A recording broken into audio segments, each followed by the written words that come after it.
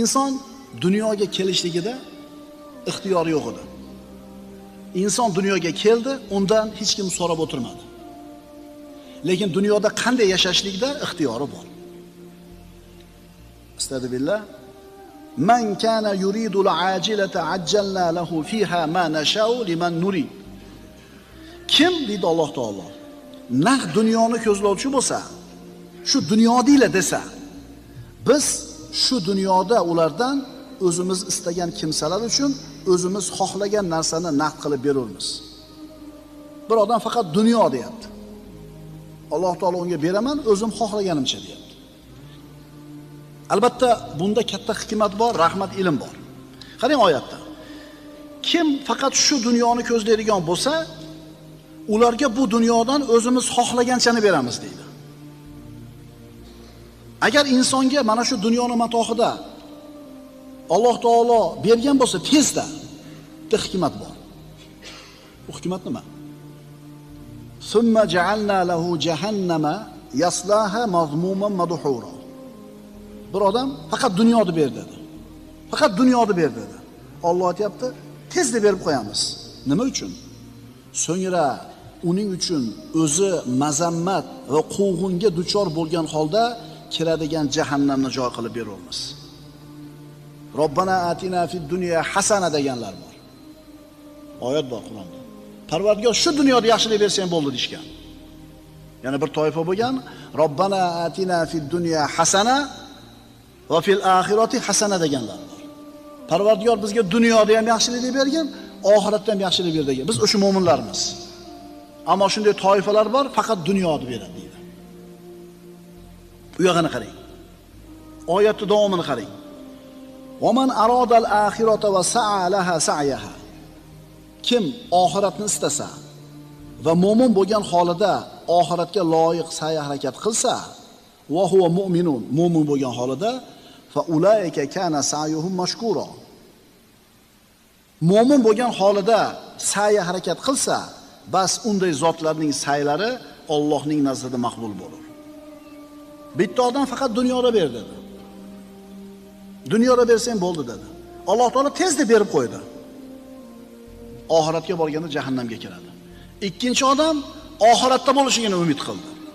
Dunyoda berdi, bermadi muhim emas, oxiratda bersin dedi. Alloh taolo ularning amallarini qabul qildi. Endi qarab turing. Ikkalasi haqida Alloh aytayapti. Kullan numiddu haula'i va haula min ata'i robbik va ma kana ata'u robbika mahzura.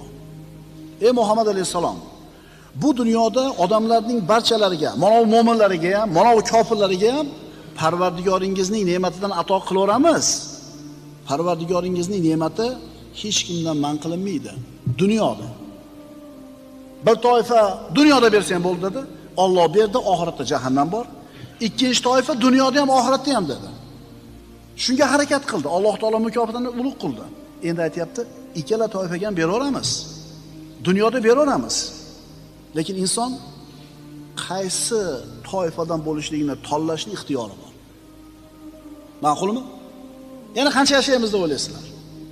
Mana bu yerda o'tirgan eng kichkinamiz nechaga kirgan? Aytinglarchi. 5 yashar olsin. 100 yildan keyin bo'ladimi o'sha odam? Yo'q a?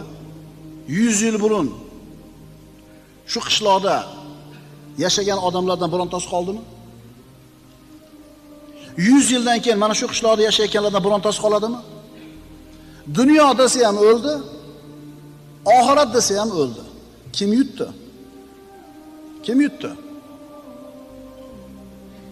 Banda senda ixtiyor bor. Qaysi narsani talabada sodiq bo'lsang, unga erishasan. Sodiq bo'lding, senga ato qilinadi. Oxirat diyori deyapsanmi? Oxirat uchun harakat qilgan, dunyoda ham beradi Alloh taolo.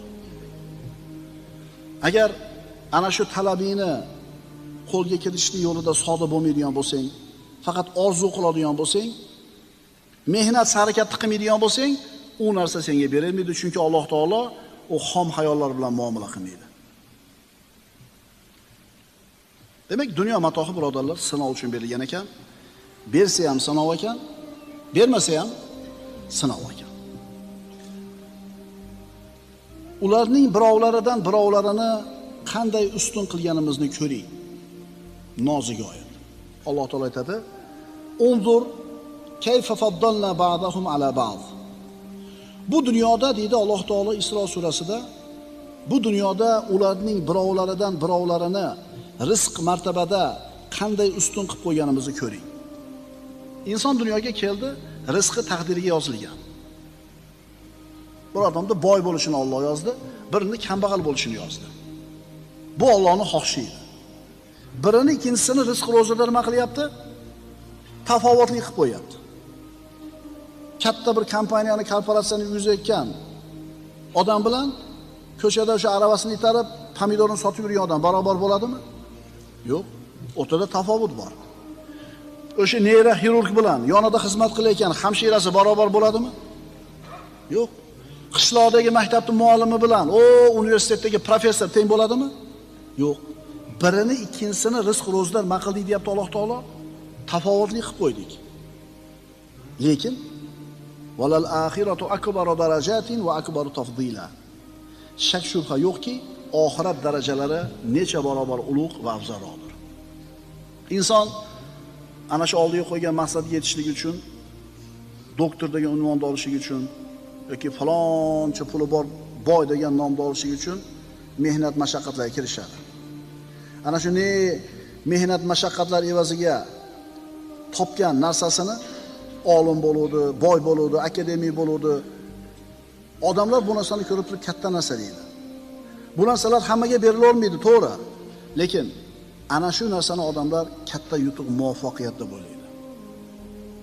Qaytarib aytaman, palonchi milliarder, palonchi professor, palonchi manaqa chempion, palonchi manaqa. Dunyo matohi unga berildi.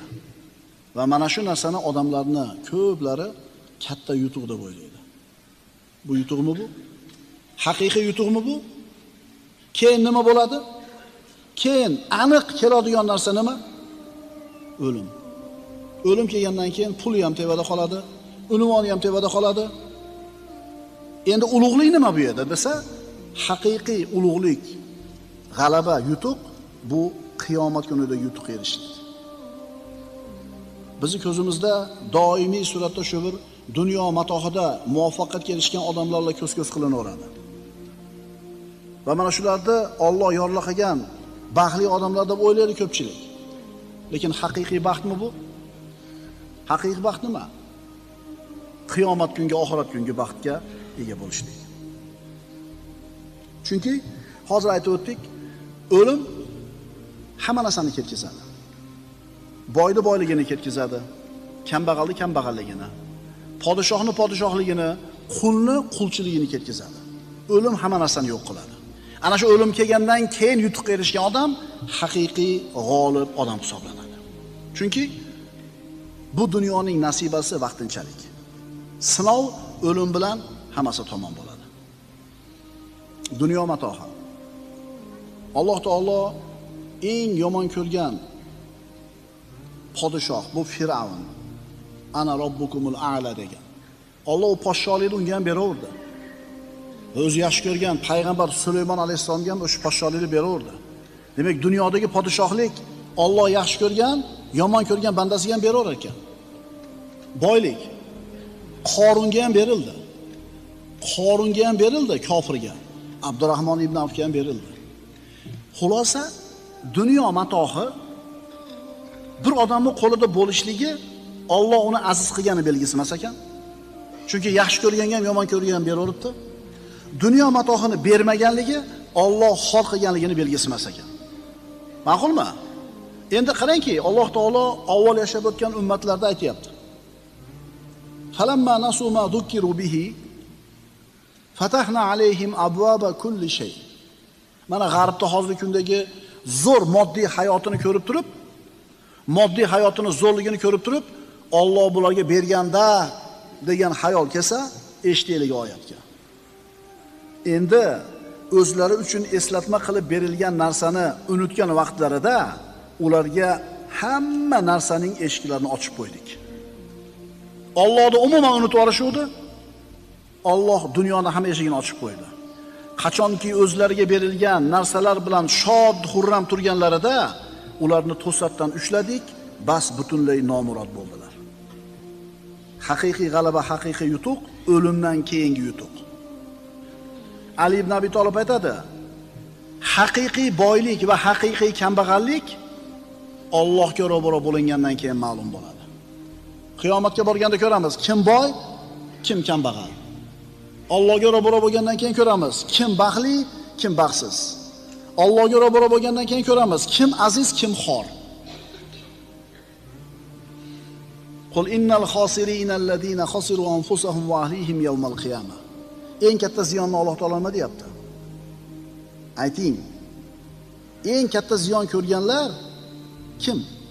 Qiyomat kunida o'zlariga ham, ahli oilalariga ham ziyon qilgan kimsalardir, ya'ni kofirlar. O'zi kofir bo'lib o'ziga ham ziyon qildi, kofir bo'lib bola chaqasiga ham ziyon qildi. Zumar surasi. Boy inson boylik degan imtihonga, sinovga dunyoda uchradi. Boyligini faqat o'zini kayf safosiga, huzur halovatiga sarfladi. Faqir miskinlarga bermadi. Alloh rozi bo'ladigan joyga sadaqa qilmadi. 70 yil yashadi. Zo'r yashadi. Lekin baribir nima bo'ladi oxirida? Baribir o'ladi. Deb sinovdan o'ta olmadi. Yana bitta odam 70 yil yashadi, u faqir yashadi. Kuniga rozi bo'ldi, ibodatini qildi. U ham bir kun kelib nima bo'ldi? O'ldi. Ammo u sinovdan o'tdi. Abadiy saodatni qo'lga kiritdi. Birodarlar, dunyoda berilgan narsalar hammasi sinov. Kengchilik ham, torchilik ham, borchilik ham, yo'qchilik ham, sog'lik ham, kasallik ham. Endi bularni bari siz bilan bizni oxiratdagi saodatga, yo Alloh saqlasin, shaqovatga borib qo'yadigan amallar bo'ladi. Alloh azza va jalla o'zi mana shu dunyoda shukr keltirib rozi bo'lib, Alloh taoloning ibodatini chiroyli suratda ado qiladigan bandalardan qilishligini so'raymiz.